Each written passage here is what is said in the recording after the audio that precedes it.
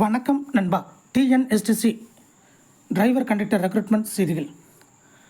அரசு போக்குவரத்து கழக ஓட்டுநர் நடத்துனர் பணி 3274 பேருக்கு செப்டம்பர் 22 முதல் அக்டோபர் 22 வரை நேர்முகத் தேர்வு. தமிழகத்தில் 8 அரசு போக்குவரத்து கழக கோட்டங்களுக்கு 3274 ஓட்டுநர் நடத்துனர் பணிகளுக்கு தேர்வு செய்யப்பட்டுள்ளவர்களுக்கு செப்டம்பர் 22 முதல் அக்டோபர் 22 வரை திறன் தேர்வு, நேர்முகத் தேர்வு நடத்த அனைத்து போக்குவரத்து கழக மேலாண்மை இயக்குநர்களுக்கும் உத்தரவிடப்பட்டுள்ளது. தமிழகத்தில் போக்குவரத்து கழகங்களில் 8 கோட்டங்கள் உள்ளன.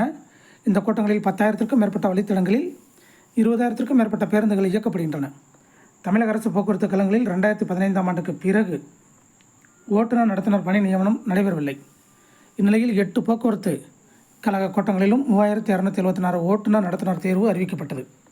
இதன்படி சென்னை மாநகர போக்குவரத்து கழகத்தில் 364, விரைவு போக்குவரத்து கழகத்தில் 318, விழுப்புரம் கோட்டத்தில் 322, கும்பகோணம் 756, சேலம் 486, கோவை 344, மதுரை 322, திருநெல்வேலி 362 பேர் தேர்வு செய்யப்பட உள்ளனர்.